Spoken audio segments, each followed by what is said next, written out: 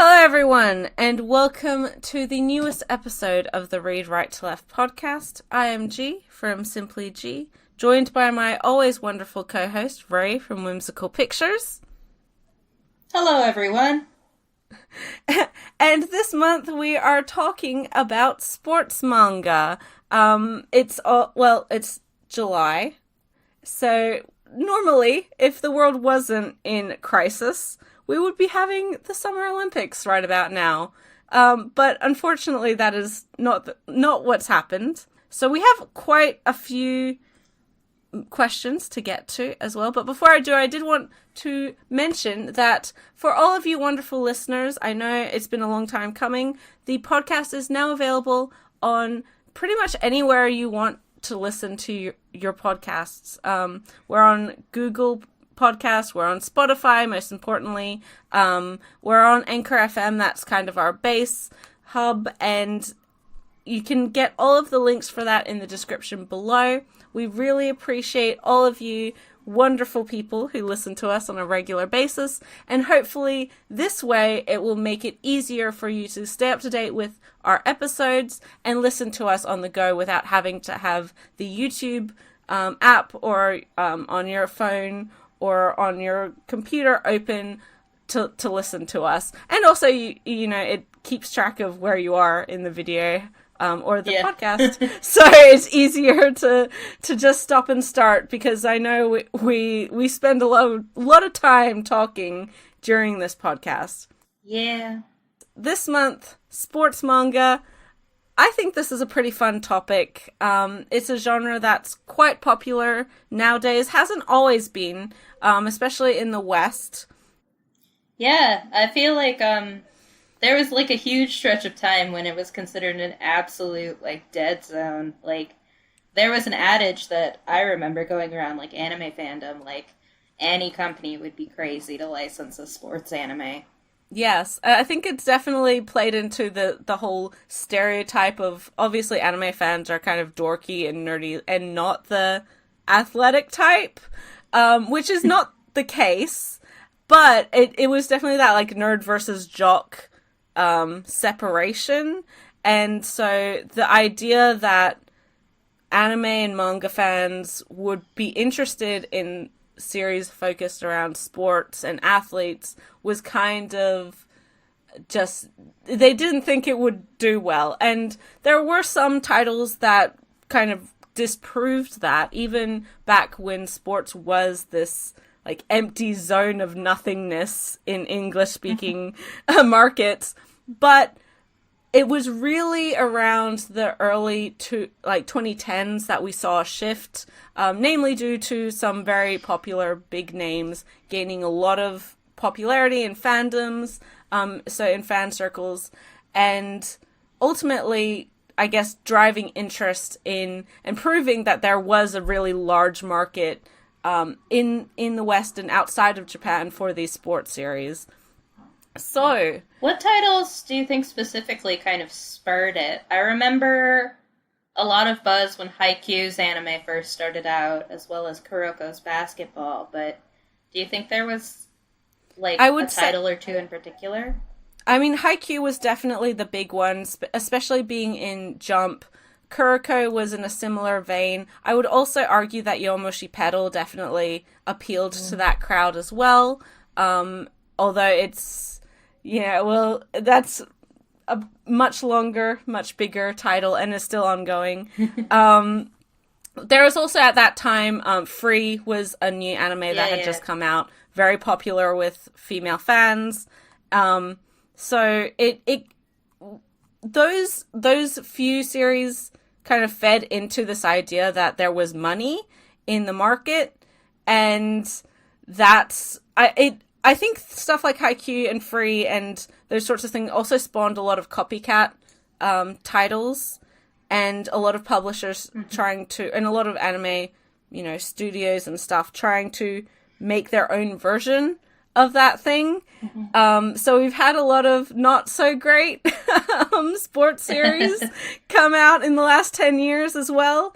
But now there's just whatever, really if you enjoy a particular sport, especially a very popular sport, team sport, then there's generally a manga available in some iteration legally for you in English, whether that be tennis, whether that be basketball, obviously a big one, baseball is another really big one, soccer or football for you European folks.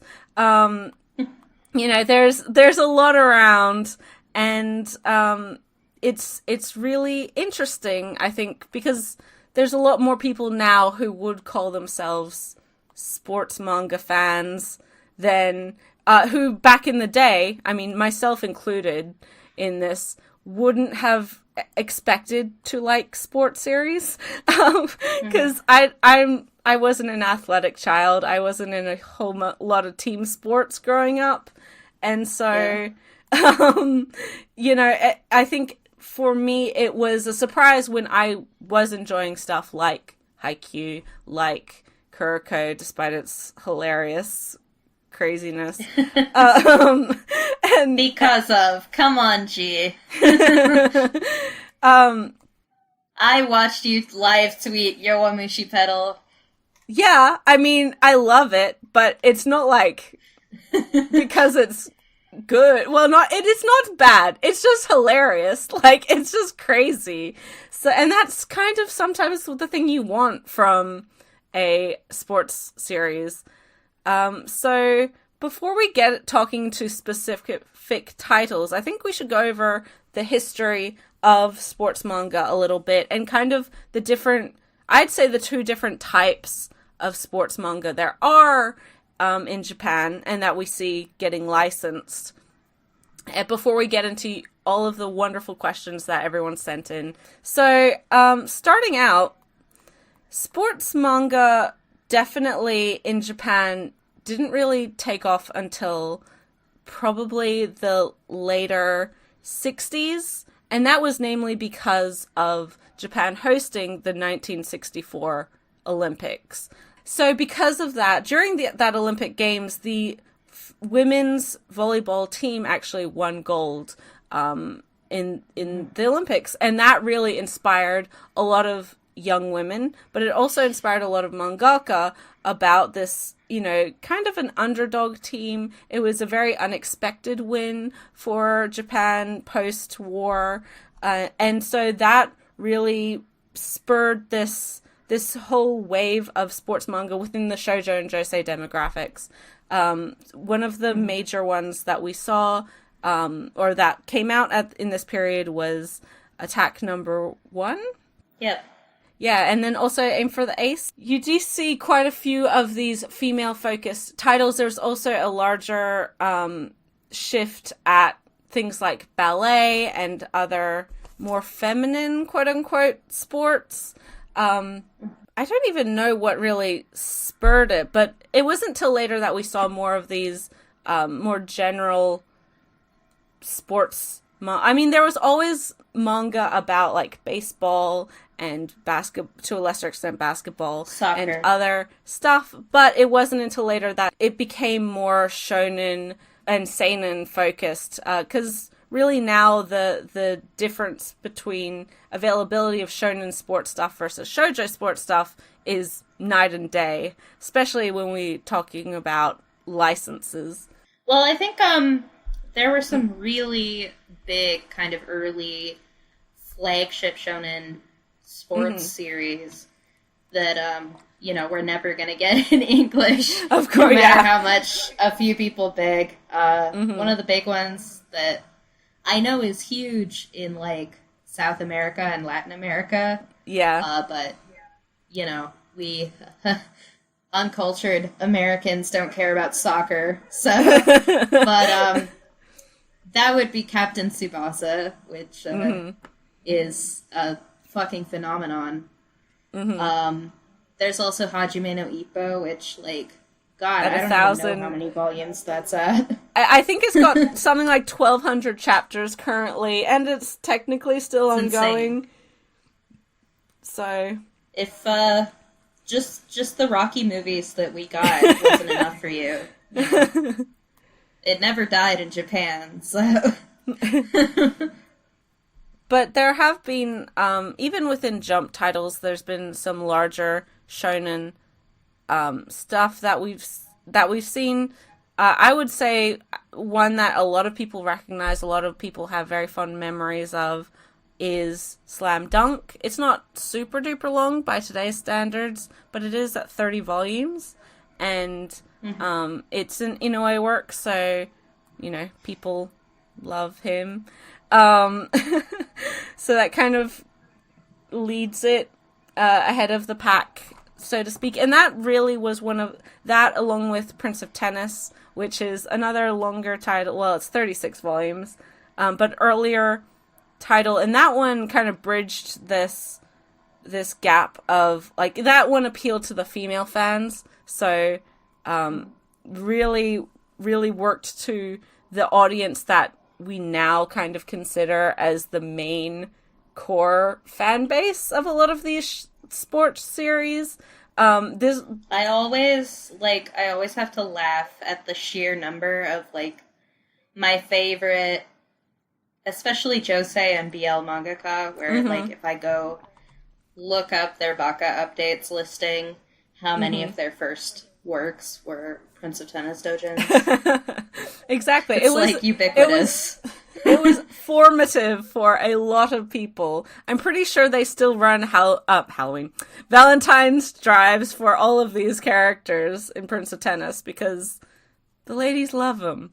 But it wasn't really until the larger titles larger, more modern titles, like Haikyuu, like Kurok's Basketball, like Yowamushi Pedal, that we saw. I think it was a mixture of these series having new anime, very well done anime as well. They were generally 12 to 25 episodes, very well animated, very likable. They had really popular seiyuu on the cast, so it appealed a lot to the fangirl demographics, obviously the Fujo crowd, but also the seiyuu crowd and things like that. And for stuff like Kuroko, I presume for stuff like Haikyuu, they were adaptations that didn't have a whole bunch of filler in them, and they presumably, in Haikyuu's case, will have an ending. Like, they will adapt the entirety of the story. That's what they did with Kuroko. They did a fair amount of that with Yowamushi Pedal, but Yowamushi Pedal is such a, like, it's slow for as much that, like, for as long as it is, not much happens. Like, that series is an anomaly that should not have been counted. Honestly, I think the big thing about stuff like Kurobas and Haikyuu is a lot of the kind of sports series that were a little bit more well-known or well-respected earlier on. Like, earlier in the aughts, I'm thinking, like, Big Wind Up. Yeah. Which is very slow-paced. I love its pieces, but it is is not... It is not unlike watching a baseball game. Yeah. A very gay baseball game.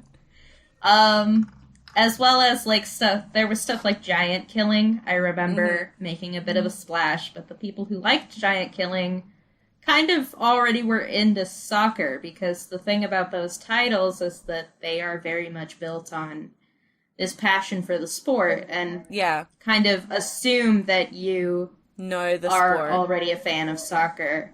Whereas I feel like Haikyuu does a really good job of, like, teaching you volleyball as you're watching in a very accessible way. You don't need to know what you're watching to know what you're watching, essentially. And then Kuroko is all superpowers anyway, so it doesn't matter. Like, yeah, Kuroko's Basketball is, like, the other side of that accessibility coin, where it's just like, you don't need to know the rules of basketball because the characters don't know the rules of basketball either. And the refs nobody knows the rules. But I definitely think that accessibility of those major titles, free as well, right? It's not like you need to know the mechanics of a swimming race to watch free. Yeah, and free is an interesting one because obviously it is more like it has the sport in it, but the relay and the swimming is more of a mechanism for these characters' personal growth and stuff. Because swimming is hard to show like improvement with, because obviously in real life, a lot of these sports, one, it's a very short event, even relays are short events. They only take a couple minutes and then they're over. And it's time-based. So there's only so much you can do in a show or a manga or whatever to show that one team is better than the other team without it being like too ridiculously over the top. Whereas when you have a more dynamic team sport, especially like with Kuroko, which is just over the top, but Haikyuu has characters who are probably a little more skilled than high schoolers would be, but they're all still within the realm of realism, and it's more satisfying as a viewer watching the character like finally hit that spike perfectly, or finally receive the ball and you don't know anything about the sport, but like, oh my god, because you recognize that was like a cool thing that they did, because anyone doing that would be a cool thing. You don't have to necessarily know the sport. There's also, I wanted to mention another subsection of, because obviously we have sports manga that are familiar sports to non-Japanese fans, sports that are played in other countries. Baseball being the biggest one, basketball, volleyball, swimming, soccer, tennis, all of these things. But then we also have more Japanese focused and Japanese specific sports. The obvious one to me is Chihaya. It's a series I adore, love it. Everyone go read it, support Kodansha's release. But also Hikaru no Go, which did have quite a large following, considering that it is focused on Go, which is not that popular of a sport anywhere, even in Japan at the time. Anywhere. But really found its audience regardless. And both of those titles rejuvenated interest in the sport for young people in Japan and outside of Japan to learn these things that were tended to be seen as like old people pastimes. They're not full of young, hot-blooded, shonen protagonists. Also things like kendo and more martial arts focused manga that we see a little bit of. Stuff like Akagi as well. Not Akagi. I'm thinking of the other one. The ugly one. The nose guy. Oh, yeah. No, Akagi's right. And there's also Saki, which is the Mahjong series. Girls? Yeah. Yeah. And then there's also March comes in like a lion as well. Yeah, yeah. And Shogi. Yes. So there's really in Japan, if you're a fan of a sport, there's probably a manga about it. We don't get a lot of the more esoteric ones unless they do gain a very beloved cult following, like Chihaya managed to because of 3 wonderful seasons of anime. And you see stuff like Surune, which is obviously archery, being a Kyoto Animation project, having that inbuilt fan base. So obviously there are people who are interested in these more Japanese sports, but they're not sports that most, let's face it, middle school or high school American kids are gonna have a background in, comparatively to baseball, basketball, volleyball, etc. And that's why I think we do see a lot of those sports titles being licensed, not only because they appeal to the Fujo crowd who have money and will spend it on pretty boys versing each other, but also because kids are like, hey, I play basketball. I'm gonna get this series about basketball. And then you can pretend that you're a super cool basketball player, just like Kuroko or Kagami or whomever you want to be. There's also, I think, a large percentage of sports manga that we do see licensed being released digitally, that people may not be aware of, just because they are longer series. Some of them don't have the inbuilt fan base that a major popular title like Haikyuu or Kuroko or hell Yowamushi Pedal does. A lot of them are Kodansha titles, as expected, because they do have the largest digital library out of all of the publishers. And there's quite a variety of titles, including some that I enjoy. Obviously, Chihaifu is the big one for me. There's also Ace of Diamond, which is a pretty well-known baseball series that's had 2 or 3 seasons of anime. There's The Giant Killing. There's also Night of the Area in the Arena. I don't know. I'm not very good with the soccer ones because I don't have a lot of interest in them. Yeah. I know, like, everyone I know who follows Giant Killing is a big fan of that one. So if you like soccer, that might be one to check out. Yeah, there's also a newer soccer title that's just made the transition to print from Kodansha. I think it's Goodbye, My Dear Kramer, or Farewell, My Dear Kramer, which is done by the Your Lie in April mangaka. And that has been simulpubbed by Kodansha for a long time. But obviously, I guess there's enough interest. And I think there's also an anime coming up. So that's come to print for all of you soccer fans. There's also stuff like Karate Heat, which obviously is about martial art karate. Shoujo Fight is a women's volleyball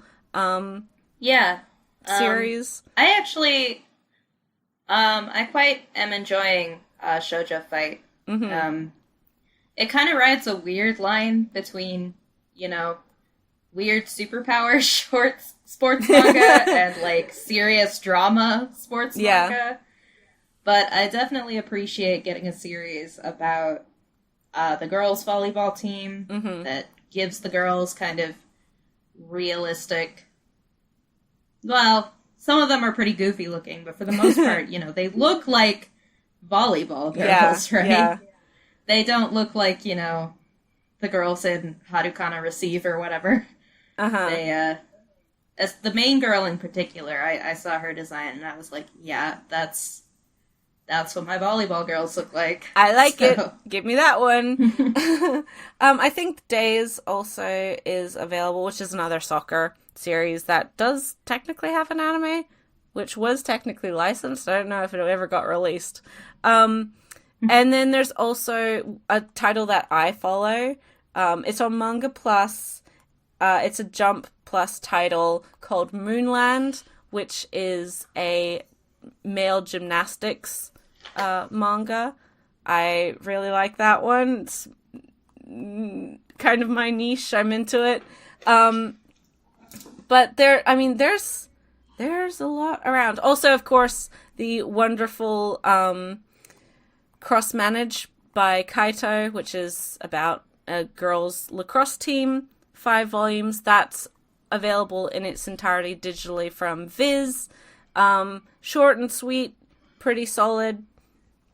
And there's even like ballet manga. Magnificent Grand Scene, I butchered that title, by QV is available. from a kind of niche publisher. It's on Bookwalker and Amazon, Kindle, and everywhere else you buy your manga. Yeah.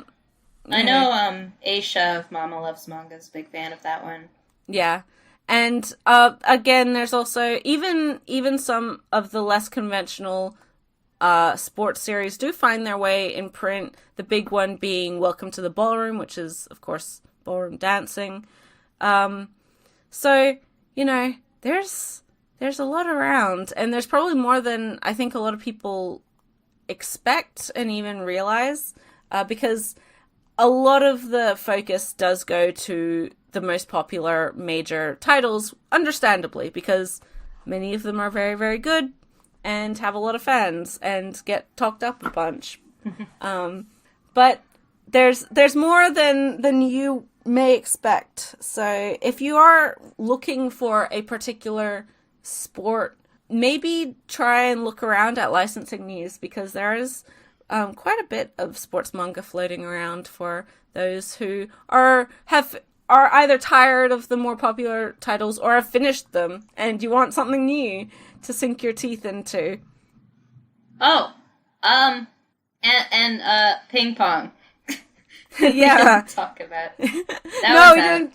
Yes, that one just got its the first half of its that'll come up later. I promise. Yeah. So I think that's our pretty. I think that's a pretty comprehensive look at kind of sports manga, a little bit of the history of it, and where it is currently, some of the stuff that is available right now, both in print and digitally. And because there's a lot of questions, I think we want to dedicate most of the time to those, because you guys asked a lot of really great things. So, yeah, I think we should just jump straight into that. Cool. So first, we've got a couple questions from Stories on Shelves at Storied Shelves. Mm-hmm. The first question from them is, could you share some of your favorite artists or moments in a sports series where the art really speaks for itself, or some moments where an action was really fun to follow visually? G? I think there's quite a few moments. There's a lot of scenes, and really within Haikyuu, some of the most memorable moments to me were not ones of great success, but ones of great loss. One of the real scenes and spreads that really jumped out at me earlier on in the series was this kind of montage of all of the schools that had lost their games, that didn't qualify to go further into the competition. And I think that was really wonderful, because those teams so often get forgotten when we are talking about sports manga, because obviously we follow generally the winners, the winning team. I really love when we talk about action. There's some fantastic dynamic paneling with Haikyuu and just perspective play with the volleyball itself.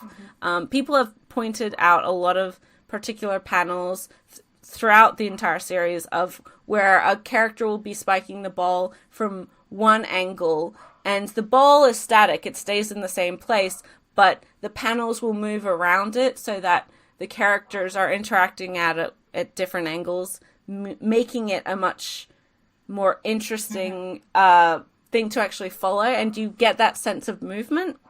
I like how that really, what you were saying with the that trick with the ball in Haikyuu. I think it also really emphasizes the idea of teamwork and the entire team working towards one specific goal.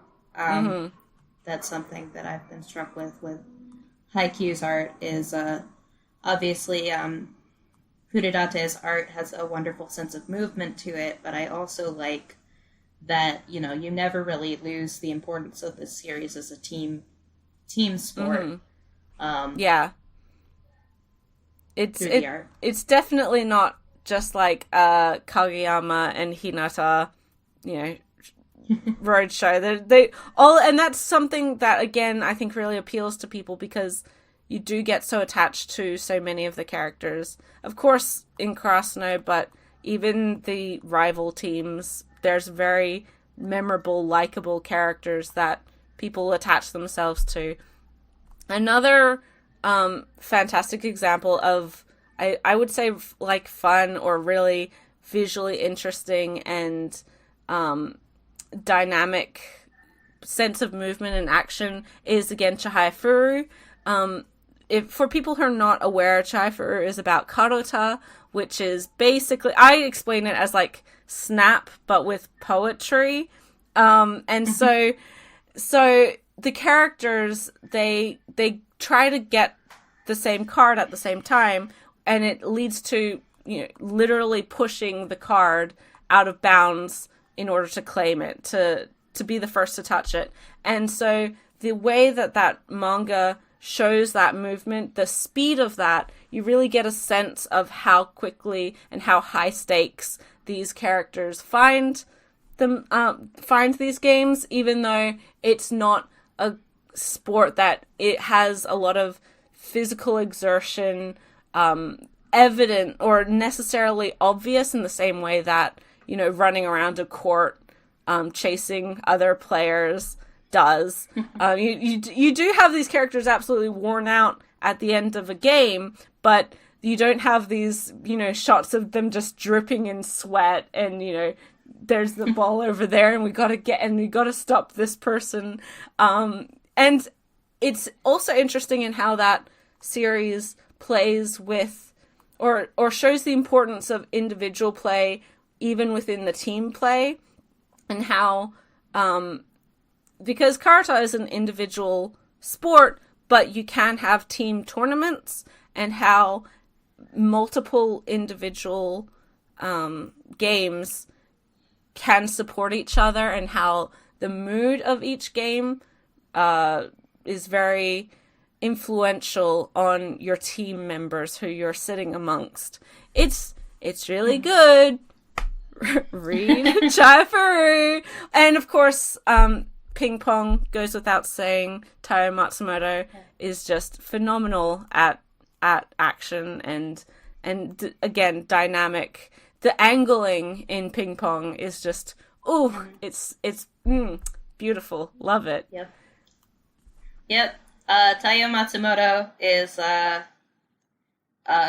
one of the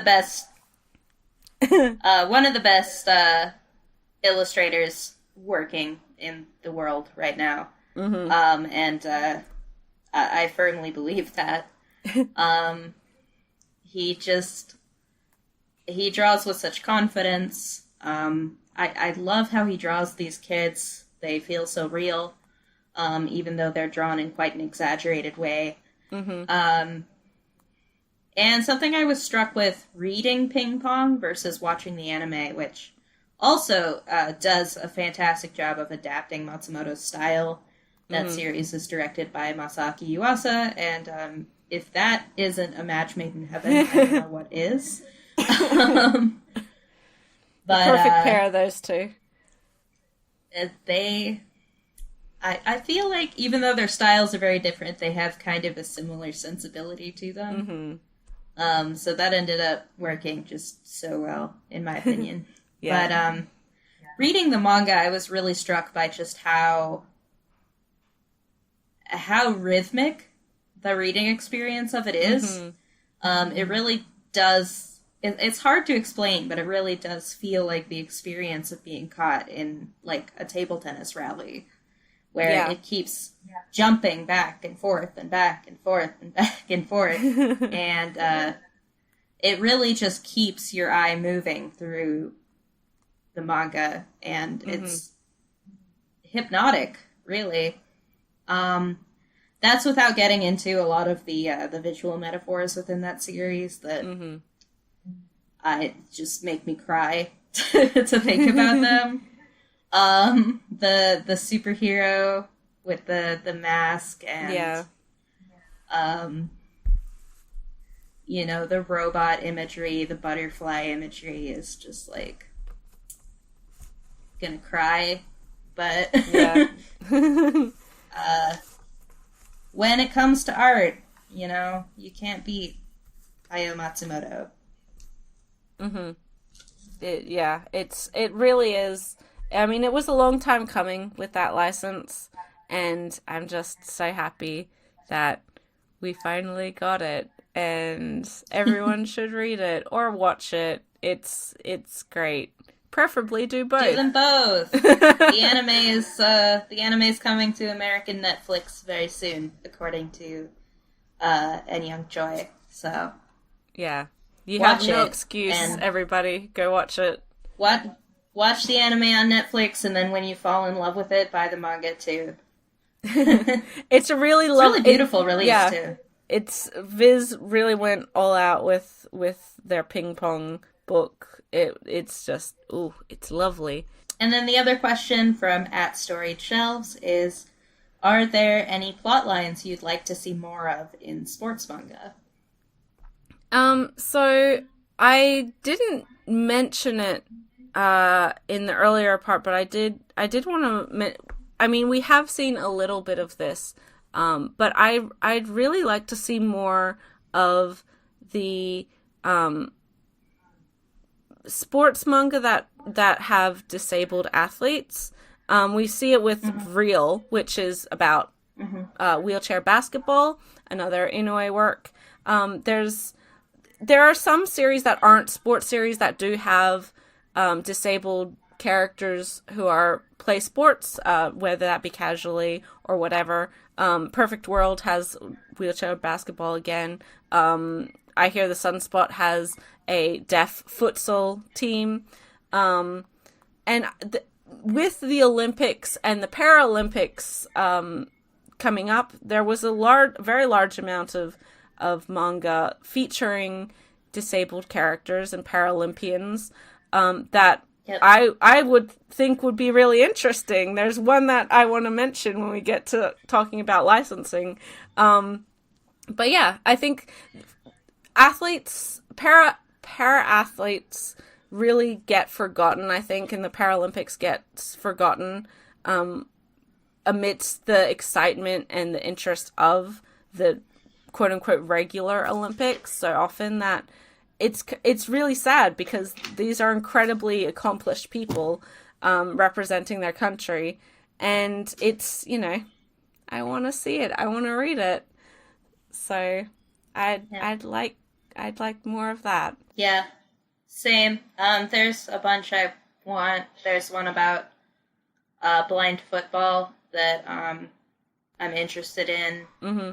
There's one called Blade Girl that's about a runner with a prosthetic leg. Mm-hmm. That looks very cute.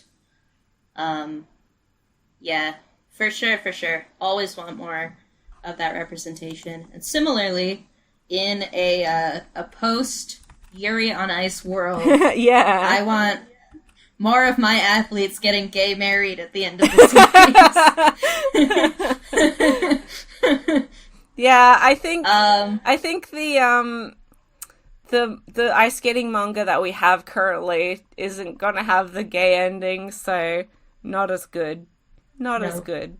I only a straight ending. Straight people. No, that series looks cute. It does. I haven't either. That's not. I have nothing against that series. I do actually want to read it. We're talking about Night on the Ice? Night of the Ice? Ice? Yes, Night of the Ice. Done by the Kimiwa Pet mangaka. What's her name? Tramps Like Us. Yeah. Yayoi Ogawa? Yes. Anyway, yeah, gay shit. Also, I always want more sports manga focusing on female teams, girls teams. Yeah, and that's why I definitely love to mention, or I feel compelled to mention stuff like Shoujo Fight and Cross Manage because, and even Goodbye My Kramer, because they are girls teams. Which does seem to be a rarity, mainly because I think obviously a lot of sports series nowadays are within the shonen demographic, but also at the same time are appealing to the Fujo crowd or female fan group. So they tend to not have that big of an interest in female characters, or at least focusing on female characters. So yeah, it would be nice to see some more ladies doing some cool sports stuff. I'd like to see more lady coaches too. Like that was something that always stood out to me in Big Wind Up. Yeah. Yeah. So that'd be nice. They're always the managers, but it would be nice to see more lady coaches too. Okay. I don't know if this is a spoiler, but I've been seeing art for the current Haikyuu exhibition that has a bunch of like third year artwork of the first year characters, and it has Yachi, but then there's also like the other managers that she's, I guess, training up before the third years graduate, and one of them's a boy manager, and it made me happy because that's kind of a rarity. Again, when we're talking about like boys teams, it tends to be the female manager, and then girls teams you have the male. So I don't know. I'm like, yay, that's good. Yeah. Equal opportunity managers. Yep. Yeah. It'd be nice to get some managers who are treated a little better by the teammates as well. Yeah. Again, that never stopped bothering me in Haikyuu, man. Well, she's so hot, and then she leaves. I don't. Okay. I would disagree with that. Kyoko especially has a very she gets her own character arc, like that kind of runs throughout the whole series. And I mean, yeah, the whole like, oh, she's beautiful and like hot and we must protect is, I mean, that's a pretty typical teenage boy thing, unfortunately. And it kind of... It's a pretty typical teenage boy thing, but it's not great to reinforce that behavior in a series largely read by teenage boys. I understand the argument, but at the same time, having read, like, obviously I just finished the series, I don't mind how her story was treated, and I don't mind how the other characters, really later on, it becomes more evident the role that she plays in the series, and she isn't just there to be hot, and Yachi was never there to be hot. So I would say that I'll take your word for it because I only watched 2 seasons of the anime. Mm-hmm. I'm just saying, like, in those 2 seasons, it never stopped annoying me how those boys treated her. So, yeah. And that's 50 episodes, so. Yeah. That's not, like, a short amount of time. But yeah, managers also play a very important role on the team, so. Less using, not just in Haikyuu, but just in general. Mm-hmm. Less using them as fan service would be nice, just generally speaking. In so many other shows, they're such non-entities, it doesn't, like, really why are they included it whatsoever, because they're very rarely, like, ever even mentioned. Yeah. So... Well, that's what I'm saying. Uh-huh. They usually just show up to be a pretty girl. Next set of questions is going to be from Lum Ranmayasha at Lum Ranmayasha. The first question is going to be, what sports do you feel are overrepresented and underrepresented in manga?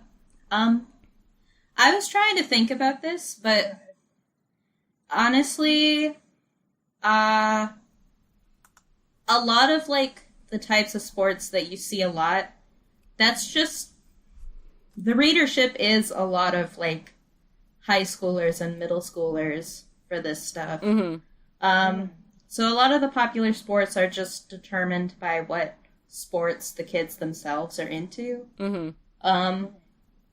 So, I mean, I feel like you're just not going to get away from, like, baseball and soccer more or less dominating everything. And I'm kind of okay with that, because it's like, you know, there's more kids who know those sports and are into them, you know? Yeah, and also those two are, like, also have a very large, not that these series were made with the international audience in mind, but they're the ones that we get, again, seeing licensed because they're familiar to other, like, Western kids, non-Japanese kids, and teens as well, because they're the sports that they play. I will say that, like, as someone who comes from a country with, like, zero baseball, like, interest background, I didn't know anything about baseball. I knew, like, the rules that, you know, you hit the ball and 3 strikes and you're out and stuff, but I did not know anything, like, about the innings or, like, I played softball in primary school, but they never actually taught me the rules. If they did, I wasn't paying attention. So, like, I learned a lot about baseball from manga and anime.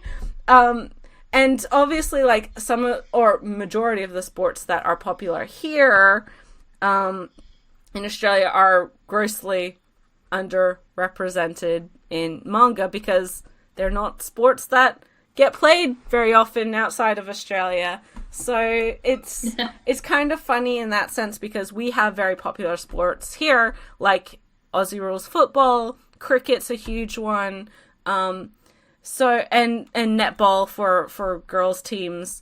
So more of the quote unquote popular sports that would have manga in Japan would be like the tennis stuff and maybe the soccer stuff. There's quite a few soccer fans here. I'm not one of them, but there's quite a few.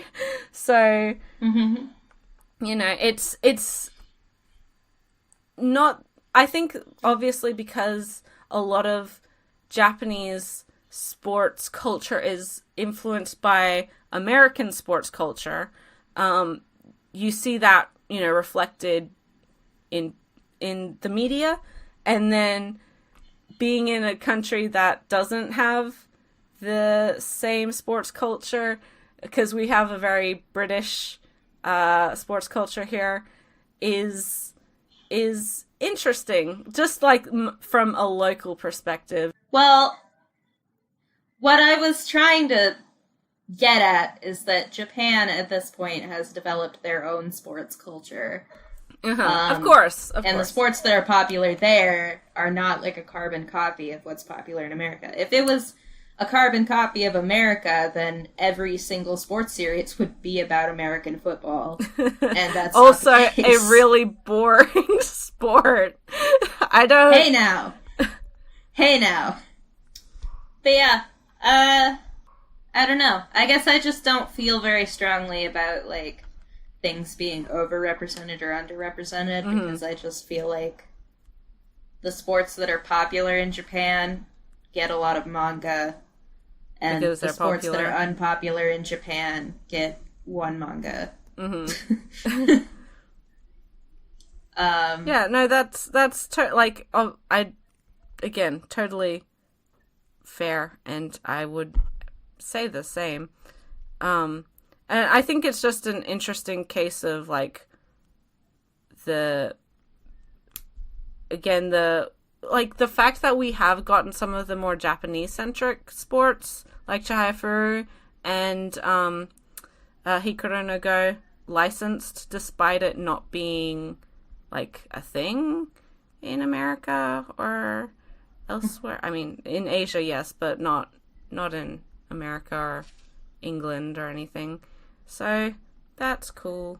But that also has an element of, like, being Japanesey. So, like, the real, like, weebs would be like, oh, this is interesting.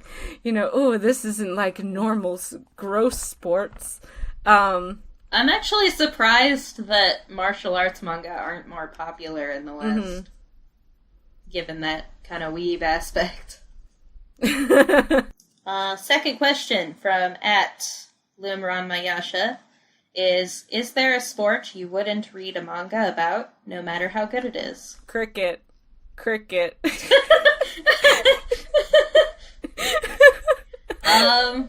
For me, the only thing I could think about was, like, if it was something that I find morally reprehensible, then I probably wouldn't read it. Like, if it was, like, dog fighting or something, that would be a no.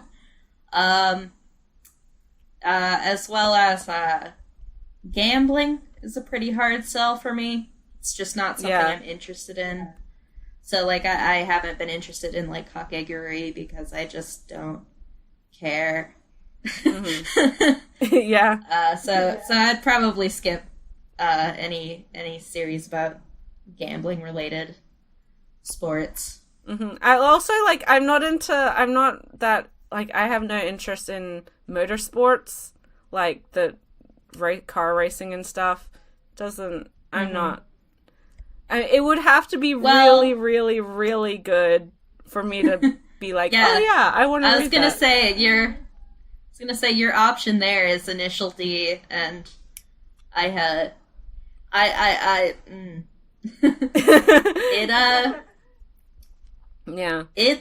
it has aged.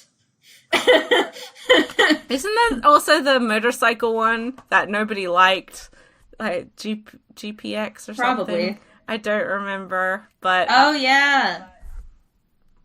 What was that one that was like? What was the one that was like mechas playing basketball? Oh, Basquash? Basquash! Yeah. I mean, I'd be into that. That's fine. But, like, actual, like, motorcycling, I'm like, Yeah. No thanks. Not that interesting. Yeah. Oh, you know what I wouldn't read? I wouldn't read a manga about shooting. Yeah. I don't like guns. I just don't. Like, you're free to like that stuff, but I just don't like it. So. Yeah, I like shooting is. I mean, again, I come from a country where we don't have guns, or at least it's not like we just generally we don't have guns. Some people have guns, but generally we don't have guns, and so I'm just not into it. I don't. Yeah. I guess there's quite a few, like, airsoft related anime, and I've never had any interest in those because of the same thing. I just don't like. They're fake guns, but they're based on real guns, and I don't like them. Yeah. Yeah. This is a personal thing. So yeah. Last question from @Lumranmayasha is going to be: do you prefer sports manga with adult professionals or high schoolers in clubs? What are the strengths of either approach? It's very dependent on the series. I mean, if we're not a manga, but I adore Yuri on Ice. I think it's phenomenal, and I think it really stands out not only because of all of the wonderful things that it is and does, but the fact that it is focused on an adult who's already an accomplished athlete within their community does lend it a different type of issue, and it does present different problems and solutions to that, and so it does make it more compelling comparatively if it was a series about a high school kid who wants to be a figure skater, or is in a figure skating club or something. Like, it just... And I... Don't get me wrong. I've only been waxing poetic about Haikyuu this whole time. I like me a high school sports club series. But I do think that it would be really nice to see more adult athletes because, there's... I think the stakes are, higher once you're an adult. And it is your profession, but it also allows for just the different variety of stakes, of, like, levels of competition. And a different freedom with your characters compared to, like, yes, we are high schoolers and we're peppy and young and we want to win the thing. I also feel like, in particular with Yuri on Ice, well, you know, Yuri himself is, like, right in the midst of his career. Mm-hmm. It's interesting that the other main character is someone who is turning to coaching because he's hitting the wall, kind of the latter end of his career, of his figure skating career. Because he's 27, mm-hmm. which is young, obviously, yes, but it's not young if you're a Olympic grade figure skater, you know? Yeah. That's hitting the upper wall, right? And I think that there's kind of a different sort of intensity to that compared to, like, you know, the, mm-hmm. I guess, typical high school sports, the third years are graduating. Drama, where it's like, you know, they won't be in the baseball club anymore, but, like, they're not dying. Yeah. You can go get some McDonald's with them. Oh, no, you can't, right? They're gone forever. They're dead. They only ever show up as crowd cheer, like support in the crowd for when your characters become second years and they're at a new competition. Outside of that, they don't exist. We've got the graduates coming by to help the youngsters in the clubs all the time. Exactly. Like, I know that disappearing after you graduate is a lie, sports manga. You can't fool me. But yeah, I mean, as you said, like, there's something deeply fascinating, or not fascinating, but there's just something a lot more interesting about a character who is, by majority of the world's perspective, is incredibly young, coming to the end of their career. And for an athlete who has dedicated themselves generally in entirety to their sport, when you do hit that, like, upper age limit, it becomes a question of, well, what do I do now? You know, what do I want to do after my professional athletic career? And usually that does go into coaching or sports reporting, announcing, stuff like that. But it's, you know, it's a whole different ball game, pardon the pun, comparatively to, you know, oh, well, you know, our third year characters are graduating and it's really sad and we're going to have to train up these new first years who don't know anything about anything. But, you know, high school, we've said it before on the podcast, is like such a small part of your life when you look at the big picture. And your achievements in high school, and again, this is something that I really appreciate in Haikyuu, is your achievements in high school don't mean that you have to do that thing your entire life. It doesn't mean that you failed if you're not, you know, a national champion by 17. So again, just like the different real world implications of the reality of athletes.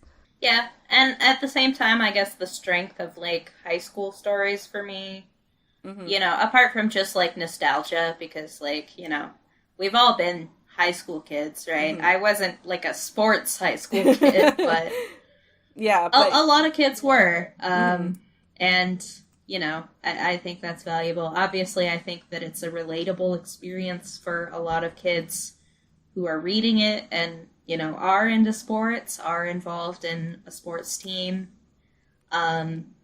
which is, of course, valuable, you know. You're not going to get that level of, like, personal relatability from reading Naruto, you know? Yeah. It's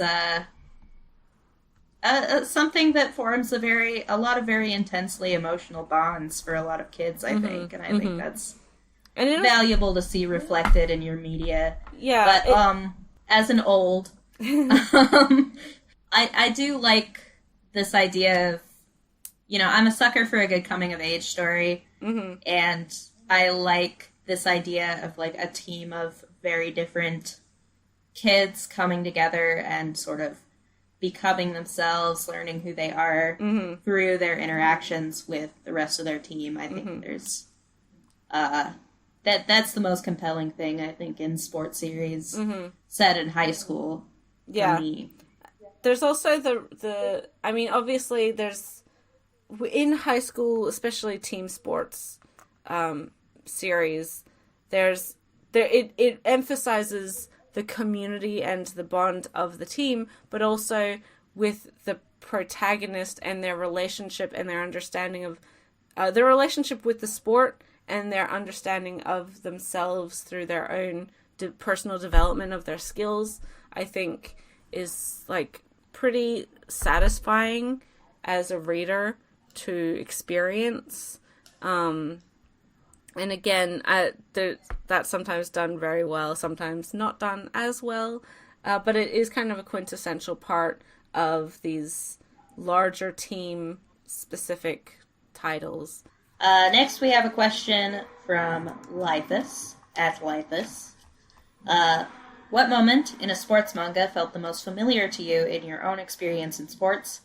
Is there a panel or interaction you can remember happening to you? I do not sports. Yeah, I wasn't at all. I wasn't a sports child. Maybe obvious, but I had honestly I played netball when I was in primary school. Hated it. Really, like, honestly, that experience in my childhood poisoned me against team sports the rest of my, like, school career. I hated it. And also it ruined my knees. So do not force your children, your daughters into netball.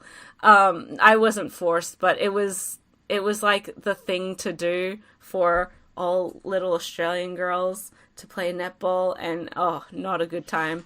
Especially if you're like me and just don't remember the rules of any sport at all. But I will say that one thing that I was never like competitive in it, but I did do it a lot, and I was kind of, I wasn't in competitions, but I did attend events and stuff. Was ballroom dancing. Another thing that I tended to do. I did that up until early high school. And Welcome to the Ballroom really, I think, captures a lot of that, not intensity, but the difficulty that dance can have, and I think that a lot of people don't realize because people don't think of it as a more typical sport. But the thing that really it reminded me a lot of was the experience of finding a partner that you worked with, that you got your timing right. There's a particular spot or a particular point in the series where the main character and his partner, who is like his partner that he isn't just like him borrowing someone from someone else, finally get the timing down perfectly.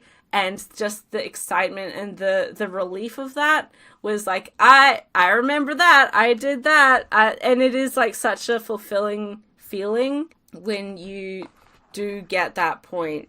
So that was really good.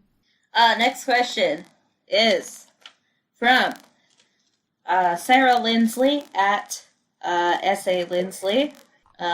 Do you feel like the "my coach won't let me date" a la Waiting for Spring dynamic is underutilized in shoujo manga? I don't like that dynamic, so if anything, it's overused in my opinion.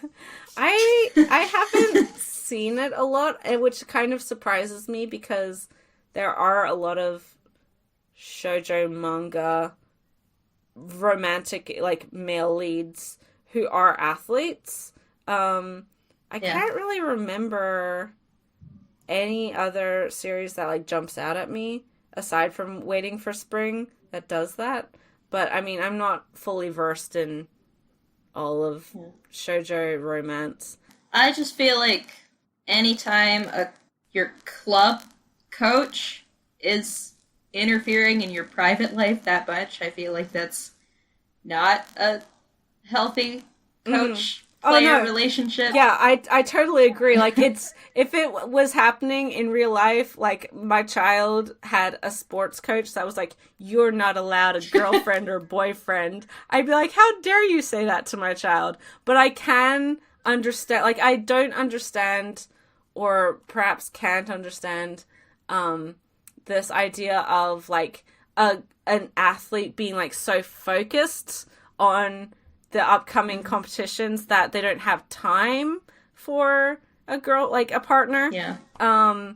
Again, not to keep bringing up Haikyuu, but that's something that is kind of touched on, with Daisho, who his girlfriend breaks up with him because he's so focused on volleyball, and then they later get back together because, you know, she's like, oh, like, I didn't realize this, like, how important this was for you, and can you teach me more about volleyball, etc. Like, that dynamic I can understand. The coach being like, you need to dedicate your life to this, or else we're not going to national. No, you do not have that power over those children. Not allowed. Yeah. And like, I guess I understand, like, how some folks might like it as kind of like a cute romance, like, goofy romance thing. But just for me, because it would be so out there in a real life context, to me it just comes across as a very contrived, I guess, source of conflict. I feel like a writer can probably come up with more interesting reasons for, like, for example, having the player, you know, have too much of his head in the ball game, and that creating conflict with his girlfriend. You know, that could be interesting. Like, you know, why do we need to get the coach involved, I guess, would be my But unfortunately, personal taste. The other thing about sports manga is sometimes you have great coaches, and then sometimes you have ones that, like, they should not be around children, teaching children. And ultimately they're like, no, but they're good in the end. I don't care. There's some very bad coaches in sports manga.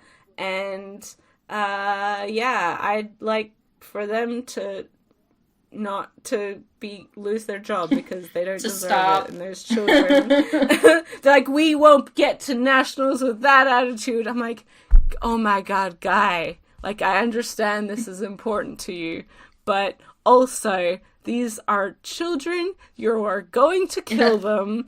Do not do that. Please stop living vicariously for 12-year-olds. And it's not even, it's also so rarely because of, like, the trope that you see in American sports movies and stuff where it's like, no, Dad, I can't live your dream for you. Like, because that's normally what you see in American movies and stuff, but that's not the case in manga. It's normally just some, like, rando.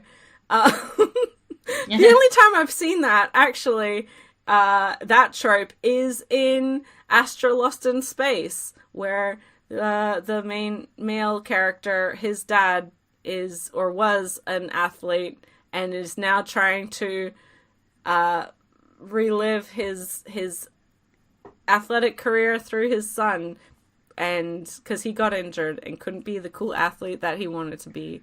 So yeah, that. Ping Pong does it. Ping Pong does it. Oh yeah, that's right. Shonen Note seems like it's going in that direction, but we'll see. We have a question from Gwendolyn Gotts at Yomu Yokai. For those of us who are 0% interested in sports IRL, what are sports manga you suggest? Starting out with, I'm reading Haikyuu, but I'd like to get into more sports manga.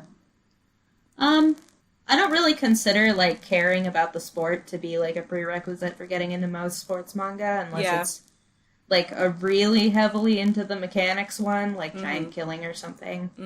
For the most part, if you just like the general arc of, like, a shonen, even, like, a battle manga, it's kind of the same trajectory, it's the same energy, it's just in a more grounded setting. Yeah. So. And I say this as someone who very obviously didn't know anything about Karuta before Chihaya Furu.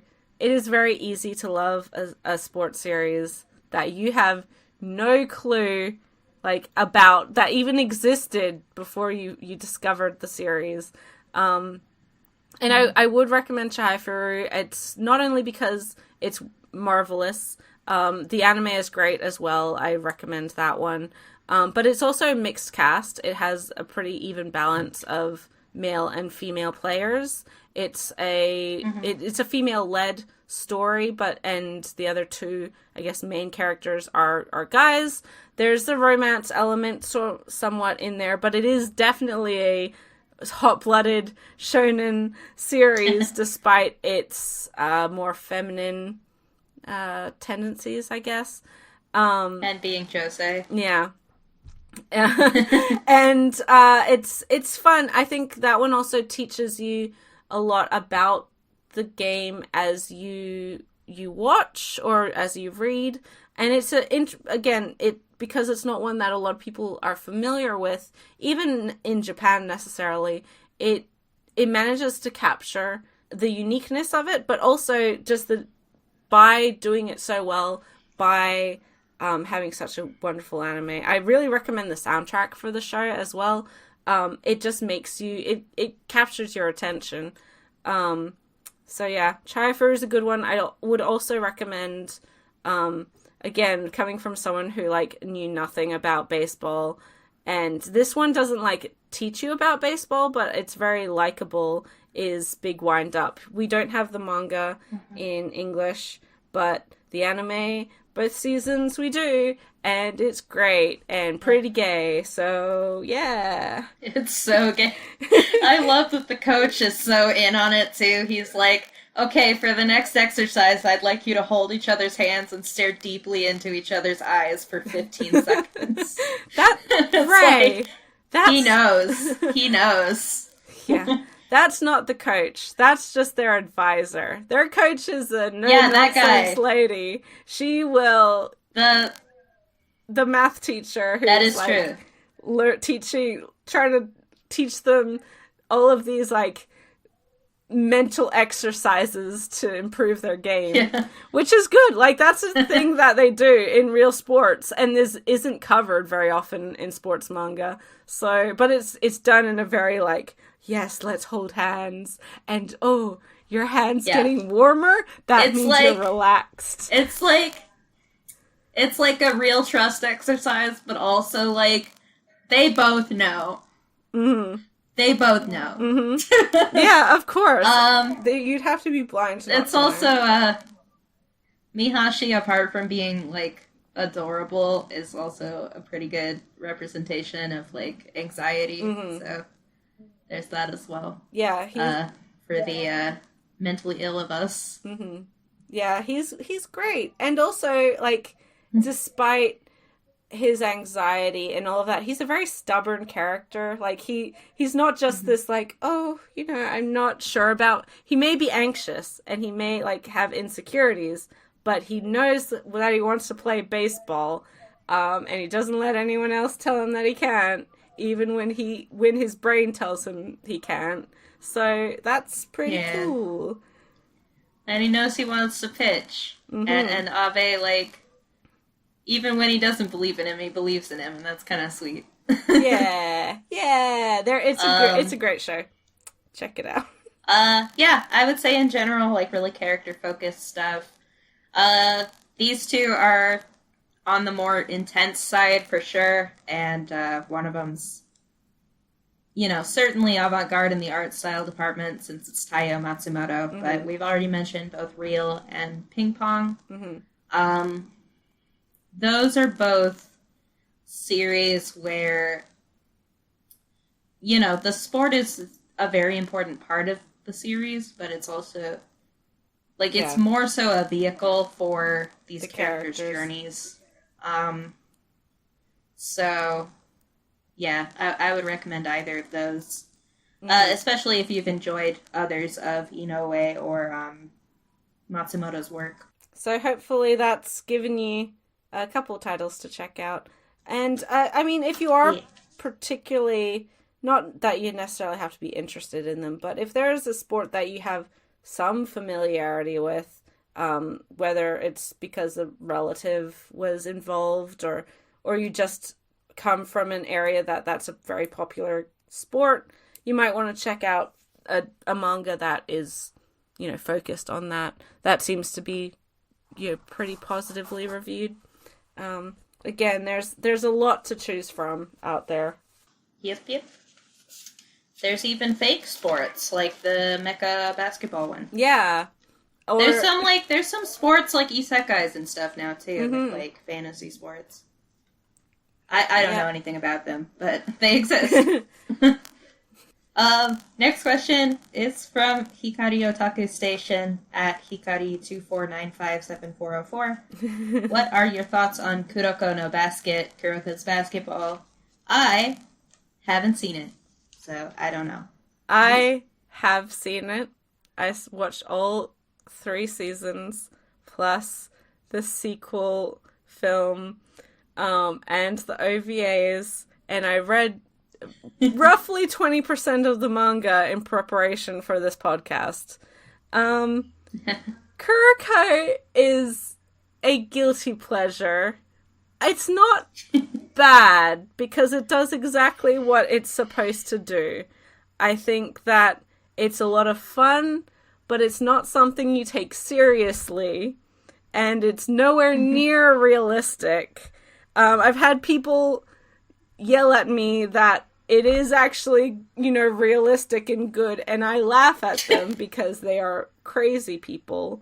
I've had a lot of people who are like basketball players, like, no, that can actually, like, that move really exists. And like, I'm sure the particular pass, like the name of it exists. I'm not questioning you on that. But I don't think that it travels at max speed, and then these high schoolers are able to do all of this stuff, and also all of these children are breaking all of the rules, and the referees are like, I don't know, I didn't see it happen, so it's fine, just don't worry about it.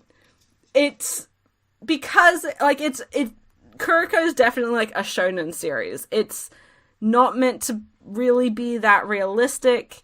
It has this level of like, all the important characters have superpowers and are really important, and it's this also like a very shonen idea of like each character that they come across next that they have to conquer is even more they're more tough than the one before, and there's this all this rivalry and sad backstories and partnership, like the destined partnerships and all that.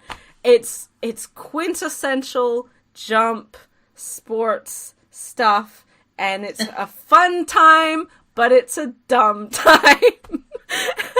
And also, like, watching it, I personally, I don't ship the characters with anyone. Like, it's another one of these series that like has a very large female fan base because they like to see pretty boys in love with each other. I don't ship. Well, I have one ship, and it's nothing that nobody ships ever. And so I like don't even participate in the fandom, mainly because I don't care enough about the series to do that anyway. But it's premium shipping material for those who are interested in that. Yeah, I was gonna say, like, I haven't like read or watched the series. But enough of like my favorite BL mangaka have made doujins about it that I have read a fair amount of doujin content. Yeah, Yeah, it kind of, again, it appeals to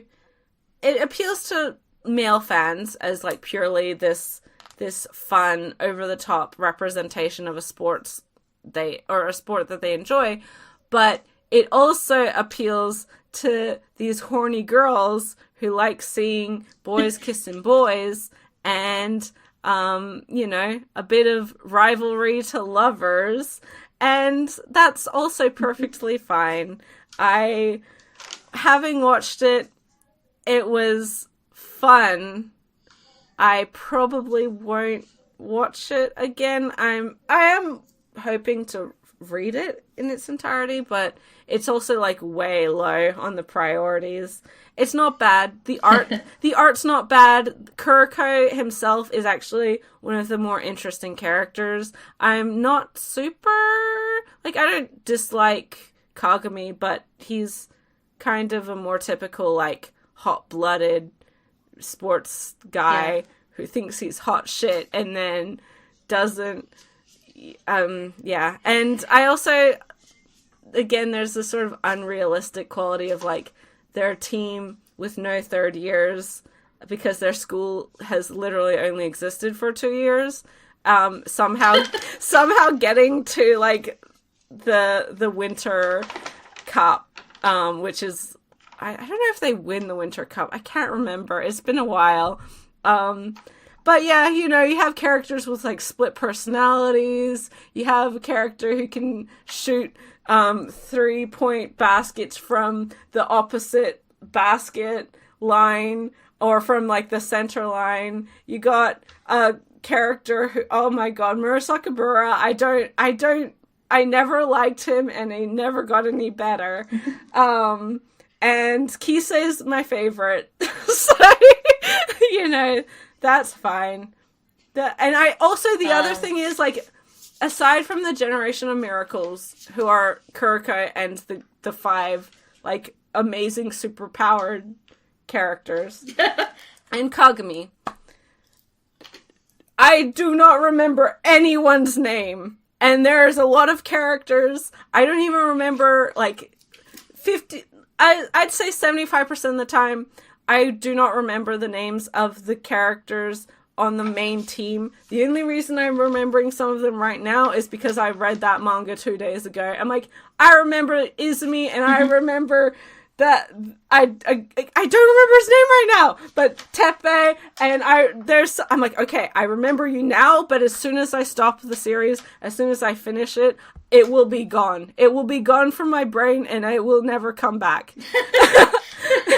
Needless to say, like, the rival teams, aside from the Generation of Miracle characters and maybe one other character, I do not know anyone's names. I couldn't even tell you, like, what any of their teammates look like. It's that bad. I'm just like, I'm sorry, no idea.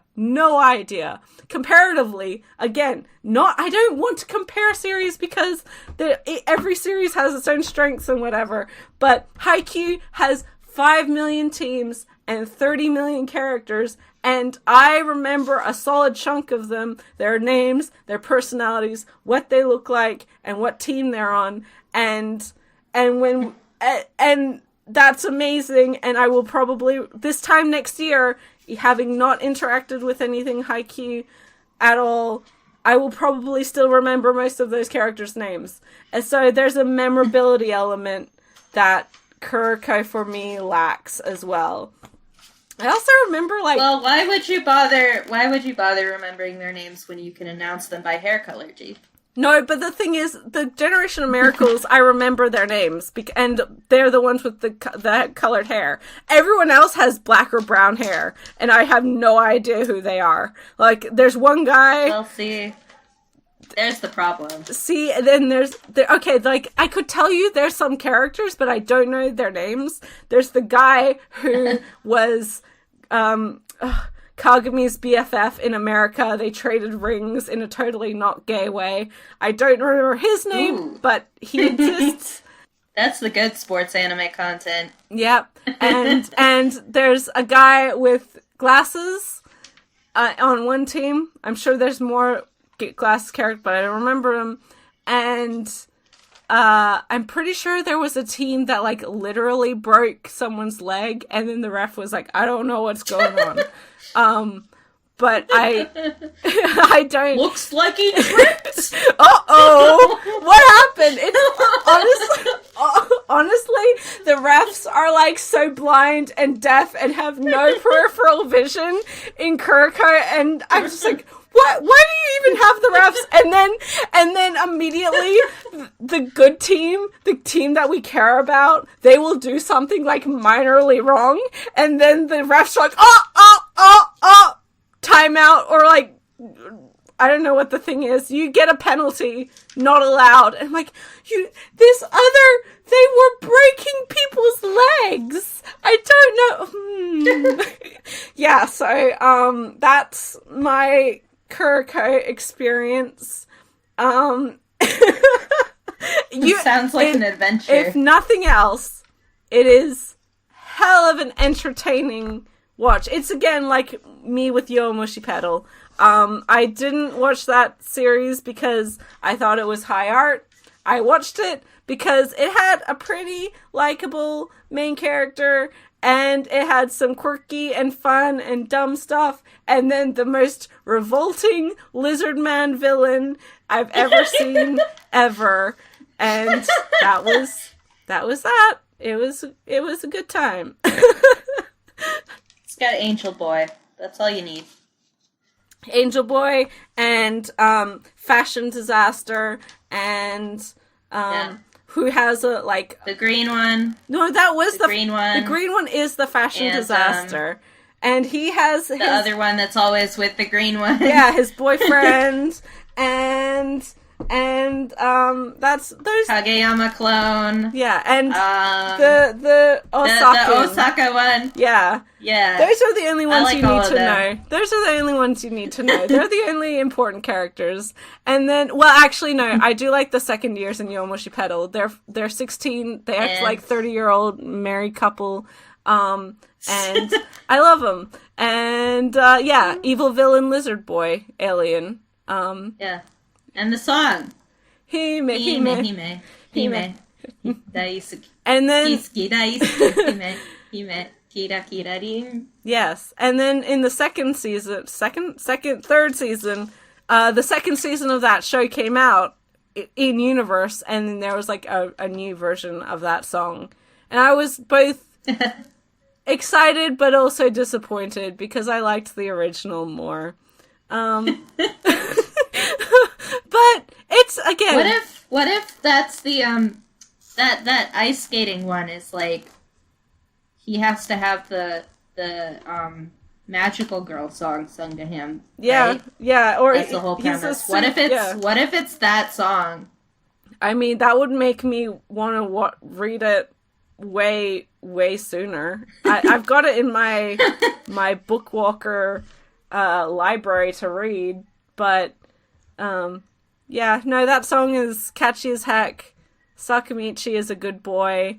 For as much as I ragged on it when I was watching it and just, like, stress tweeting whilst I was losing my mind, it made me cry at the end of the second season. So, yeah, it's actually pretty good. There you go. Well, there's got to be something keeping it going over 60 volumes. I mean... Yeah, well, I mean, the fact that they travel 2 meters per chapter probably helps. I mean, you know, without getting canceled.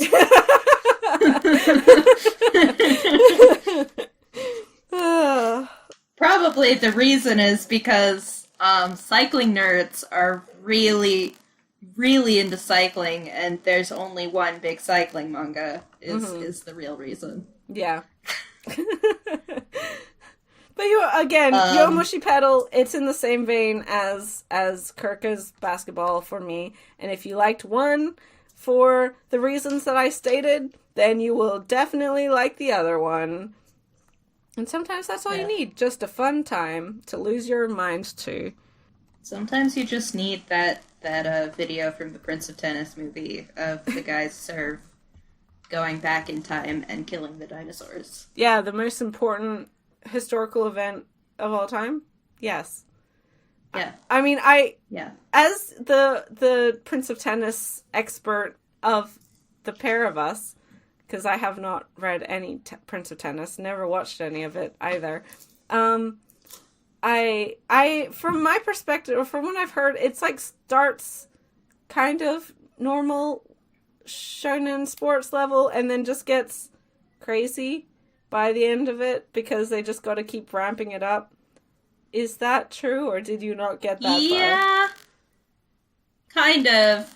But the main character is, like, the whole thing is that he's, like, a fucking genius from the start. So I feel like they were pretty vulnerable to power creep from the beginning. Mm-hmm. It's, it's definitely more on the Yoapeta side of things than, like, Haikyuu. Mm-hmm. So, but I would recommend Yowamushi Pedal over Prince of Tennis because the main character is not a dick. Yeah, Sakamichi's a good boy. He's a good boy, and he's such a good and pure boy, and I want him to marry Angel Boy. Yeah, good shit. A+.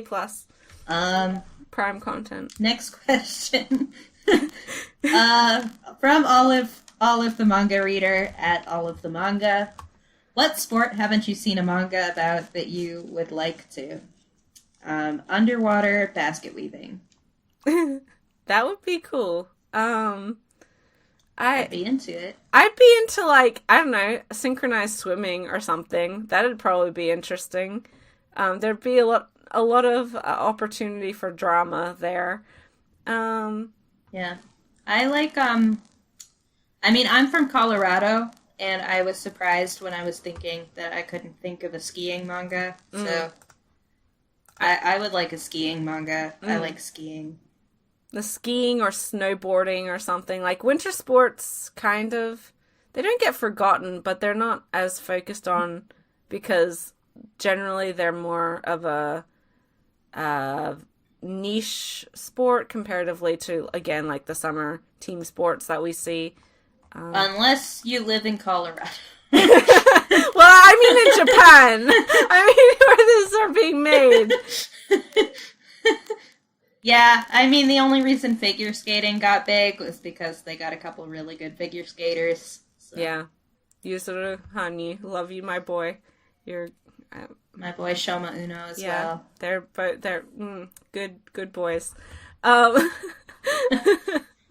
yeah, I mean, there's definitely sports that could I have a lot of potential for manga, but as honestly, again, as someone who's not like a huge sports person, I'd be pretty open to anything as long as it's not cricket and probably not netball. I have too much trauma about netball, but anything else, I'd like, probably. Or I'd at least try. So, I don't know if they do this outside of America, but definitely in America, they do this thing where it's like a local community event where a bunch of people with dachshunds just dress up their dogs as hot dogs and race them. I would like to see a sports manga about that. I mean, that's a new one for me, but I would be 100% supportive of that. That sounds great. Honestly, I'm surprised there's not like a sports or a dog show manga, because that's true. I'm sure there is, but I don't know it. I don't know if I would be as interested in that, though. I don't know. I got issues with like the whole pet store culture in Japan. It's a lot of opportunity for cute dogs, and I like dogs.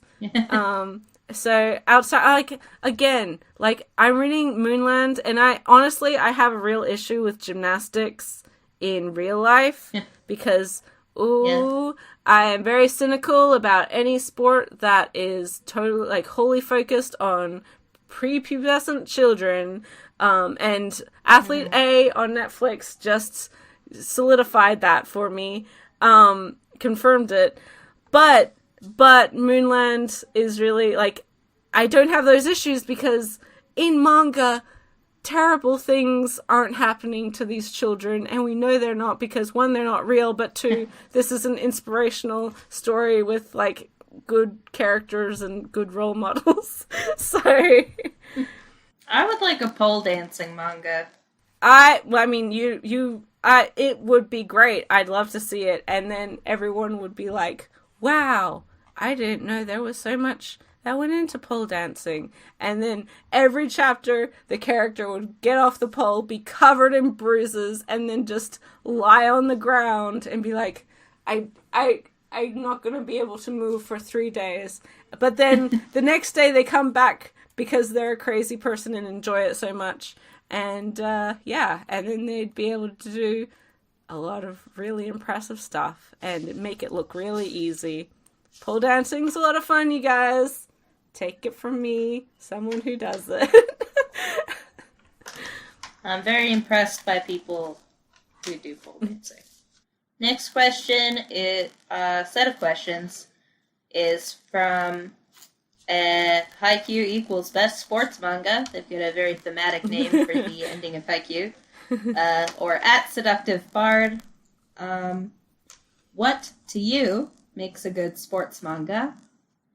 To me, it'd be like the way that it integrates the sport itself into its individual characters' personal journeys, I think. Mm-hmm. Yeah. Yeah. I mean, again, first and foremost, it's always characters for me.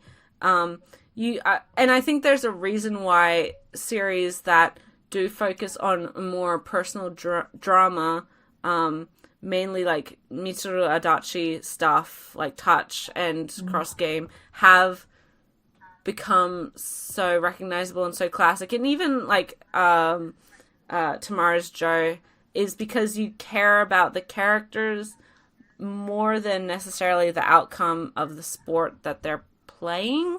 And I mean, there's obviously, like, hopefully your sport would be something that your characters or your audience cares about, but I do think that for a lot of sports manga to exist and persist in the collective mind, it needs both the sport element and the character, because again, like, Kuroko's a fun time, but I don't remember anything that happened in it. I don't remember any of the characters' names, aside from the ones that I'm supposed to. And, so, like, and there's quite a few series like that. It's not just Kuroko. There's a lot of series like that. I was gonna say, like, I think first for me is, like, the characters, and how well constructed they are, and how well the sport itself is integrated into their journey and their development. But the second thing for me is I think there does have to be a certain passion for the chosen sport. Like, sometimes you read a sports manga and you can kind of tell that the sport is not necessarily, like, a passion of the creator. You know, it's just popular maybe, or they thought it was cool without really doing any research into it. And that leads to a lot of really unclear matches that it's difficult to remember afterwards. Yeah. So I want a series that is just ideally just bursting with passion for the sport. Like, I want, you know, a series that's about a sport that I don't give a shit about to make me give a shit about that sport. You know? Yeah. That's also important to me. I also prefer I don't want the focus to just be on, you know, our home team, our boys or our girls. I like it when the rivals get fleshed out a little more as well. Yeah. That's actually exactly what I was going to say. I think, again, that's something Haikyuu does incredibly well. The whole rivalry with Nekoma is wonderful. Hikaru no Go is another really great example of this. There's Yuri on Ice as well. Yeah, Yuri on Ice. And there's a lot of series, you are more invested in the outcome of a game when you support both sides and you kind of want both sides to win. It just hits that much harder because you understand how important this game is for both people. Again, Chai-Fu is another really great example of this. It's you have to care about more characters than just your protagonists. Otherwise, it's really boring if you're in a series where the main characters always win and they always like are better, and their rival is just like ridiculously evil and over the top, which it can be fun, but like that's not the reality of high school sports or any sports. Like we're all people, and there's not like a cackling villain going like, yes, I will be the best at this sport, mwahahaha. And they're all, at the end of the day, they're all cute kids who are trying their best, and they're gonna cry when they lose. Yes, again, Haikyuu does it really well. Even till the very last page of that series, it did the rivalry between different characters, amidst all different teams so well that when things do get mixed up and do change, that you are still really invested, regardless of like who's playing who and what's on the line for these characters, comparatively to what's normal. But yeah. And Ping Pong has a much smaller cast than Haikyuu. Obviously, it's not a team sport. Well, I mean, they are on teams, but like they're playing singles matches, right? Yeah. That one also has really good rivalries. Like not every character is on the same team as Peko and Smile. I really love the rivalry with Wenga. He was my favorite character from the anime.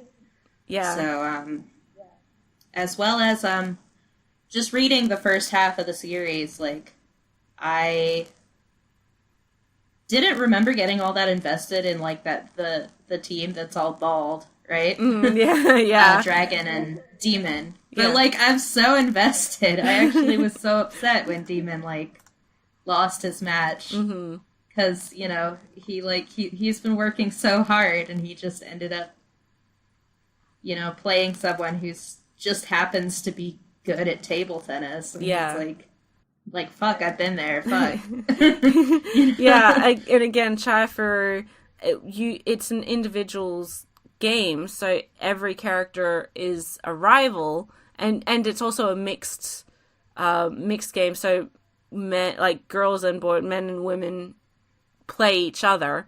There's no gender separation until the very, very, very, very top of the rankings. But it means that your teammates can also be your closest rivals, and that's utilized so perfectly. It'll make you cry. Again, watch Chihaya. Chihaya and Shinobu is a really good ship. It is. And Taichi and Arata are also a really good ship, just by the way. I know they're love rivals, but also OT3 with Chihaya. Good shit. There's a lot of good shit. To be honest. Let's see. The next one from @SeductiveBard is Hot Take, Hikaru no Go is one of the best sports manga. Thoughts? Yeah, I like it. Yeah. It's good. Yeah, I like it a lot. And again, it's in that, that genre or that small class of sports manga that, made people interested in the sport in Japan. Because nobody was interested in Go before Hikaru no Go. At least no young people were. And I really like the rivalry between Hikaru and Akira. And Sai is wonderful. And I cry every time it gets to that particular point in the manga and the show. And yeah, and it's funny. Like, it's funny. It's a lot of fun. Hikaru is very likable as well. And watching his journey is great as he gets more confident. Hikaru and Akira's also a good ship. Yeah, I mean, yes, obviously. Rivals are always good ships. We know this. Well, not always, but in good manga, they're always good ships. So... I gotta point it out, you know? This one, let's go lightning round for this question. What are both of your top 5 sports manga? Go! Haikyuu, Chaifu, Big Wind Up, Ping Pong, and I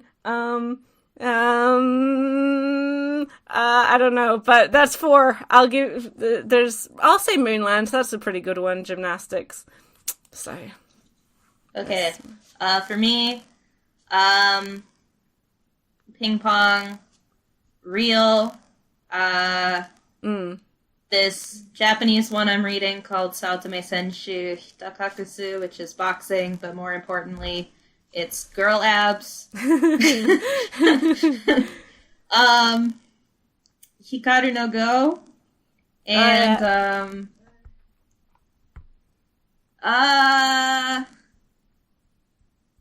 yeah, let's go Big Wind Up. Yeah. Sure. It's a good one. Last one from him is 1 to 2 Desperately Wanted Sports Manga Licenses. Big Wind Up. Big Wind Up. Big Wind Up. Big Wind Up. Big Wind Up.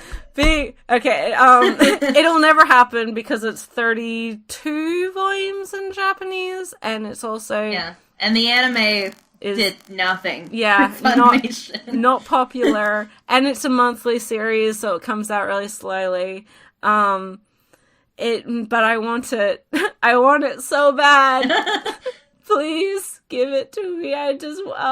My boys.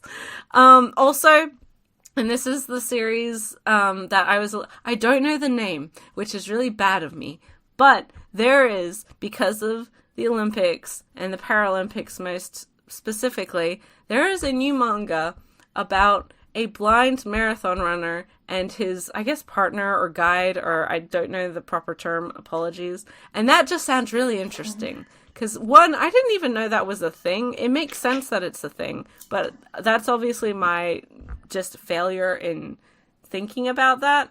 But I really want to read that. That sounds really interesting. And I would give money to a publisher who would license it.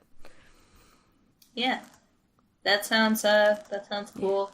I want Aim for the Ace. I want my vintage shoujo. That's my long shot, I guess. Yeah, that would be good. That's my never gonna happen. But, yeah, I know we were talking about this, but I feel like something that's interesting about Haikyuu is that the way that its story beats unfold, I feel like there's enough sports manga nowadays that are taking cues from Haikyuu. Yeah. But, that it's sort of becoming the normal formula for sports manga. Mm-hmm.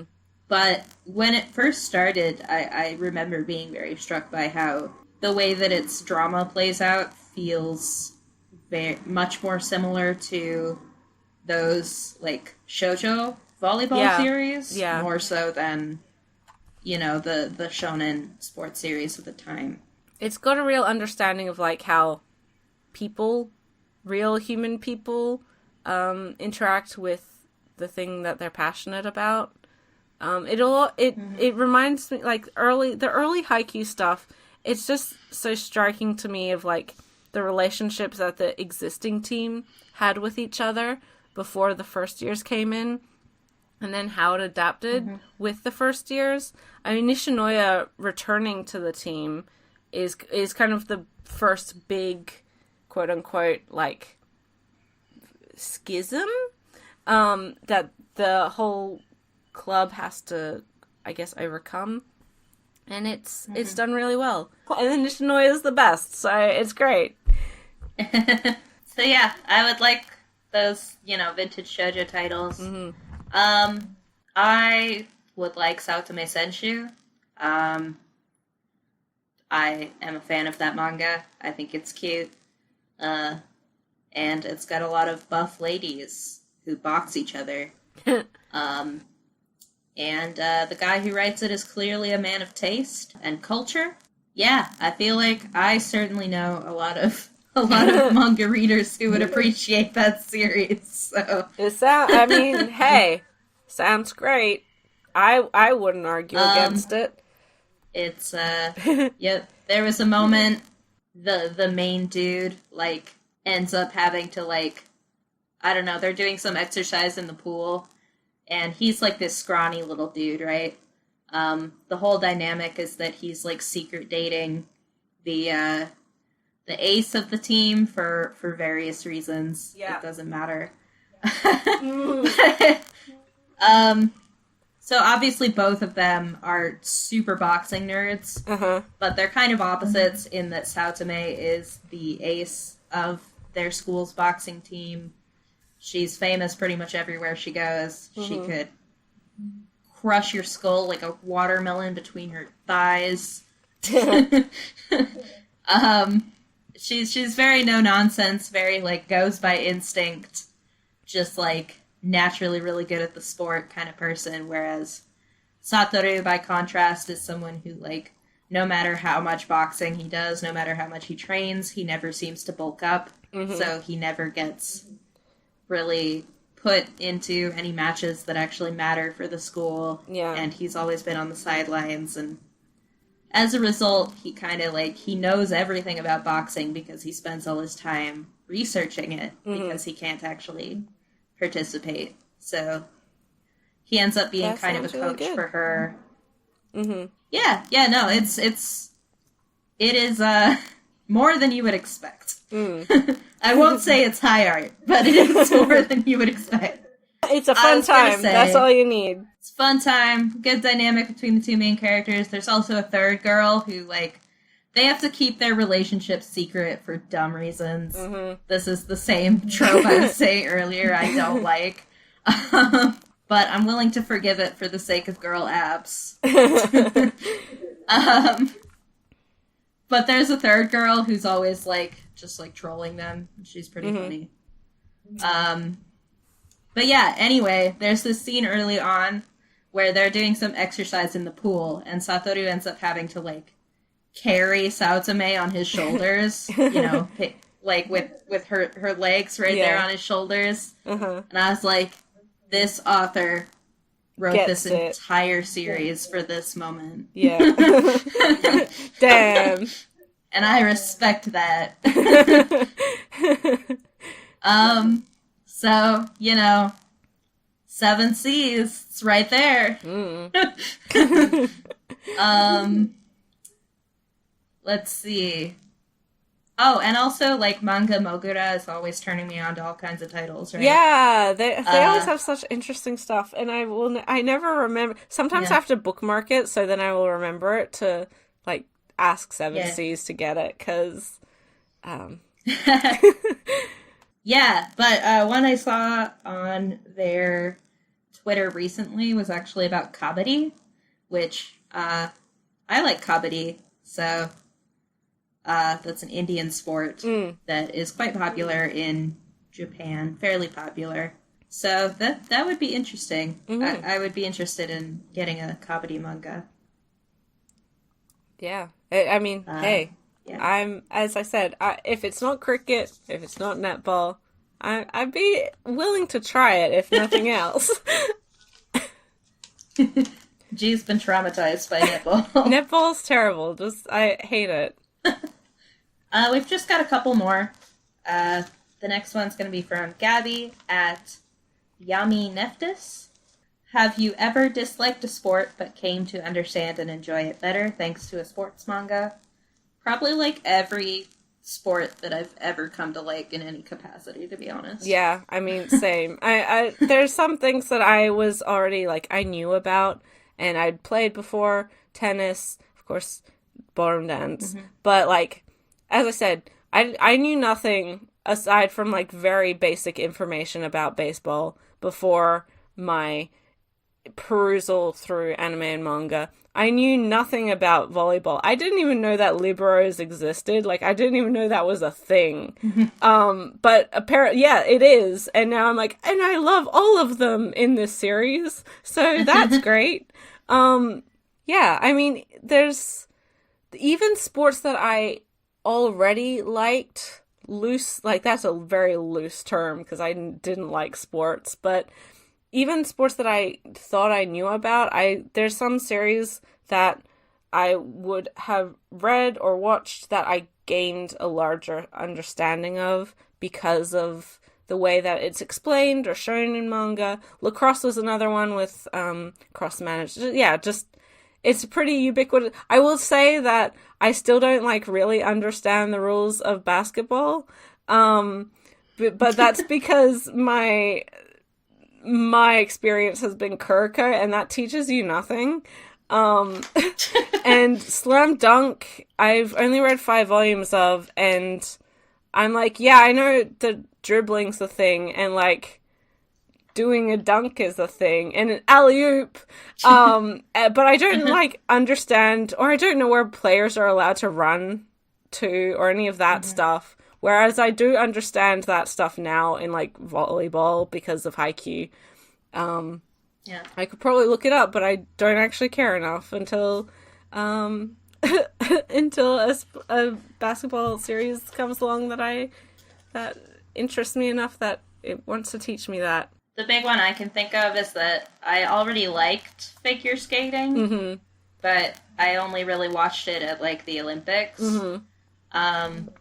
But after Yuri on Ice, I got more into figure skating. Yeah, I mean, same. It was kind of an Olympic watch for me, like I think a lot of people. But I learned, I think, more about the actual yearly program structure of, like, all of the different competitions. Yeah.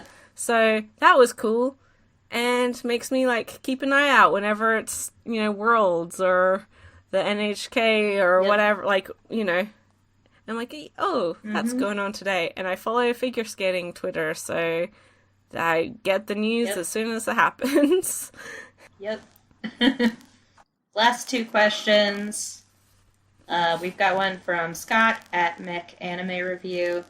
Is there a character in any sports manga whose personal journey connects to you more than any other? I would say, and this isn't necessarily, like, through the sport, and and my experience isn't inherently the same as her either, but it's a character I really related to a lot, still relate to a lot, and that's Kanade Ue from Chaifu. Kana-chan, love her.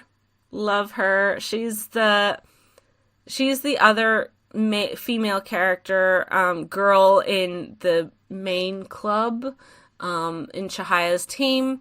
She has a love for history, and she doesn't really have an interest in karate itself. She more so has an interest in the 100 poems. And she joined, she loves traditional clothing, she loves history, she loves that sort of, like, she's very passionate and is very aware of that passion, and I loved her self-aware attitude of, like, yeah, I'm only gonna do this because it's my interest. And then she grew from that and learned more about it. But also, I really appreciated, like, she's a very strong character. She learns more about what she wants to do within the karate community through her experiences with the club.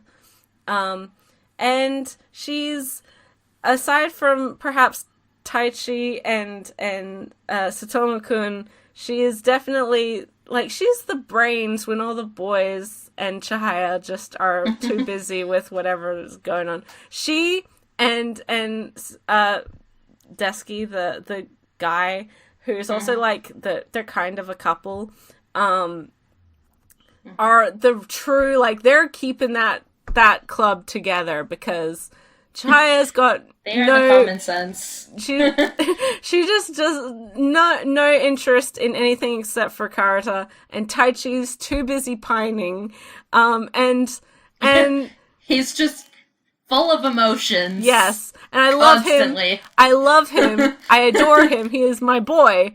But my son. But my child. But he's, he's struggling. He's struggling.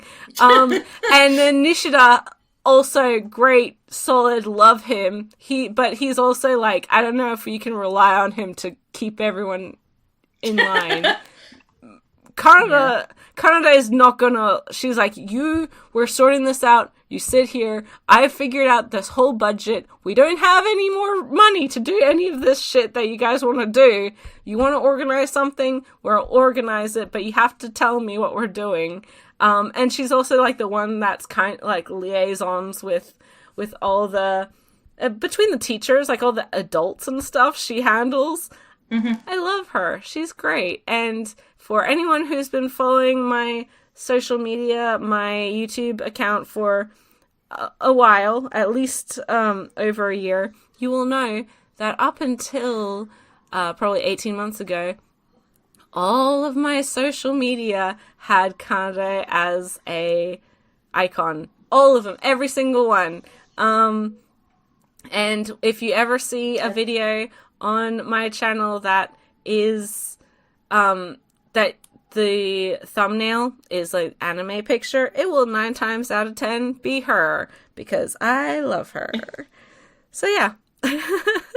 For me, I mean, the reason that it's my favorite sports manga, that it's one of my favorite manga, is that there's really not a character in Ping Pong that I don't relate to in some way at some point in the story. So that would be mine. I don't know who I relate to the most. It's kind of like I relate to different aspects of them at different points throughout the series. But definitely I've always connected with Matsumoto's style of writing characters, particularly in his more sort of grounded and more realistic works. Yeah. So, yeah. All of them, I guess. All those kids. Yeah, they're all good kids. Yeah. Again, good kids. Especially, Smile, Peko, and Wenga, I guess, the most. Last question. From M. Kush at M. I don't know how to pronounce this, but we're gonna attempt. MK Hush Airy? I think so. No idea. Something along those lines. How important is realism to you when it comes to sports anime and manga? I think if I'm gonna get invested in it, it has to have some level of believability. I will suspend, I will suspend my disbelief a little bit. Again, like, there's plenty of sports series where I'm sure the skills aren't things that like high schoolers could typically do, but there's still things that like athletes and people who play the game can do. And so like, I'm happy to be like, yeah, I believe that this is possible, that this exists in this world. And generally those are the series that I am like really emotionally attached to. The unrealistic things like Yowamushi Pedal, like Kuroko, like I'm sure Prince of Tennis, stuff like that. It's a fun time, but it's kind of like popcorn entertainment, and once it's finished, it's like, that was fun. Okay. Like, I'm not sad that it's over. Yeah. Yeah, I mean, for me, I guess I'm kind of like, I go to sports series more for the sports, you know? The having a more, like, grounded kind of conflict. If I'm gonna, watch or rate a series that's as fantastical as Kuroko's basketball, I kind of would prefer that there's, like, magic and dragons in it at that point, Yeah. So, I guess that's where I am. Like, I did enjoy what I watched of Yowamushi Pedal, but I did eventually, like, kind of fizzle out on it as well. So, Uh, I definitely get more out of the more grounded sports series, I think. Yeah. Personally. But you know, the ones that aren't as grounded are also fun. Mm-hmm. So Yeah, to each their own. I don't think, like, it when a series is grounded or, like, more realistic, it doesn't make it any less entertaining or enjoyable. But the crazy ones, the unrealistic ones, are the ones that are fun to binge watch, just like in an afternoon or like on a weekend, because then you're in for a wild ride, and man, the emotional roller coaster that series will put you on, mainly hilarity, is good. There's actually another question from M Kush here. Do you think it's important for the protagonist slash team to achieve victory at the end of the series? And then in parenthesis, looking at you, slam dunk. So I assume that they don't win in slam dunk. I, again, haven't read it. I don't know. Personally, I think that it doesn't need to... I don't think a sports series has to win the thing. I mean, it's satisfying when the team and the characters that you're so invested in achieves their goal, but that doesn't mean that they win the thing, right? Like, again, Haikyuu, there's a lot of points in that series where the characters lose, that, you know, don't win, don't qualify, whatever else. And even the end of the last couple chapters, you don't always know what the final results are for some of these games that are being played, because that's not really the point of Haikyuu. It's more so the point of, like, this is so much fun. I want people to know how fun it is. I want to keep playing and enjoying myself and being with the people that are also having fun with this. And that's their victory. That's their goal. That's what they've achieved. And again, like with the manga, obviously it's hugely popular. Furodate definitely achieved teaching people that volleyball is fun.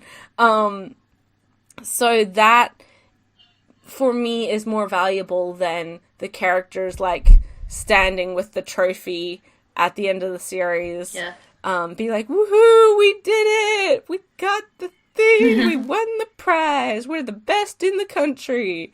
So yeah, that's... Yeah. I guess for me, it comes down to, like, the whole want versus need thing with characters. So, like, usually what your characters want is going to be different from what they need, right? And maybe both of those line up with a big win at the end of the series, and that's fine too. But if you don't accomplish that need, you're not going to get a satisfying series. You know, whether that involves winning the big thing or not really depends on the series. Like Yuri on Ice too, spoilers for that series, but you know, the main character doesn't necessarily take home the gold in the end in that one. But, you know, that's okay because, you know, the point of what he needed was, you know, learning to overcome this anxiety that was making him miserable. Yeah. And in so doing, rekindle his passion for the sport of professional figure skating and get back out there after, you know, a crushing defeat the previous year. And, of course, you know, find love. Rekindle his coach's passion for the sport as well. So, you know, that didn't necessarily culminate in winning the gold medal right away. And I think ultimately, like, not taking home the gold ends up being part of the important part of the journey in that, you know, his career's just getting restarted, right? So. And it's also kind of the reality of, you know, you can work your hardest. You can work so damn hard, but everyone else out there is also working their damn hardest. Like, it's not... People aren't slacking off. And so there's a level of realism of, like, not everyone's gonna win the gold medal. Is sad to say. Yeah. Like, you all put... Most of these people have put in the same amount of effort. And really, sports is very, like, oh my goodness, it is very reliant on just so many different things, but ultimately it's kind of luck. Mm-hmm. Like, as much hard work as you can put in, and as happy as you are with your performance, as happy as you are with your game, as much as you want it, you know, there's only one first place. And again, like, meet another, like, Arachi Works. His stories are so focused on, I mean, his characters normally do win the thing, but the story is usually about, like, overcoming grief or learning, growing up, wanting to be more yourself. So it's less about, like, we won the thing, we're amazing, and more like, oh, they've moved on, they've gotten better, and they're becoming stronger people. And those sorts of series, I think, again, really appeal to a lot of people. Just in the general sense of, like, would I be interested in, like, a sports genre tragedy?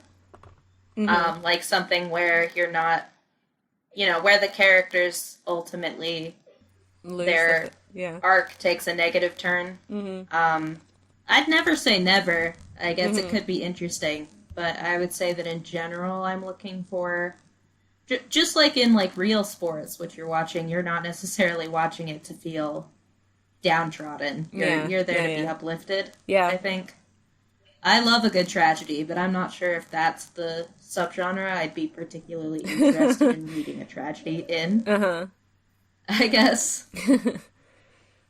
I usually want a happy ending for my sports series. Yeah, I mean, of course, as you said, never say never. But with that, I think that's all of our questions answered. Oh my goodness. Thank you guys so much for all those questions. I hope we answered them satisfactorily to your guys' expectations. Definitely a more, I guess, lighthearted and fun topic this month around.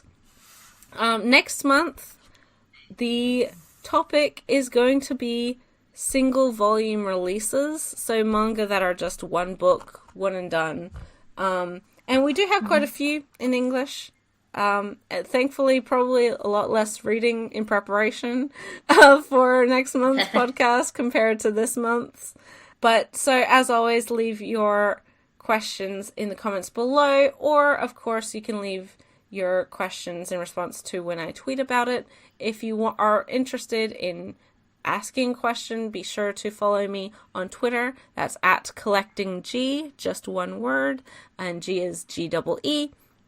Also, be sure to follow Ray on all of her social medias, most notably her YouTube channel, Whimsical Pictures, and Twitter. It's great, guys. She makes great content. She's really good at what she does. I actually posted a video recently. Yay! And it was really good. Wow! Aw, thanks. Also, as I mentioned at the beginning of the podcast, if you are interested in following this podcast on platforms other than YouTube, whether that be Spotify or Google Podcasts or Anchor FM or wherever else, we are now on those platforms. I will leave the link in the description below, so be sure to follow us there if you're wanting to. We do actually really appreciate the support, and it'd be interesting to see the numbers on these sorts of things. So, with that, thank you guys so much for listening, and we will talk to you or see you in the next podcast. Bye till then. See you.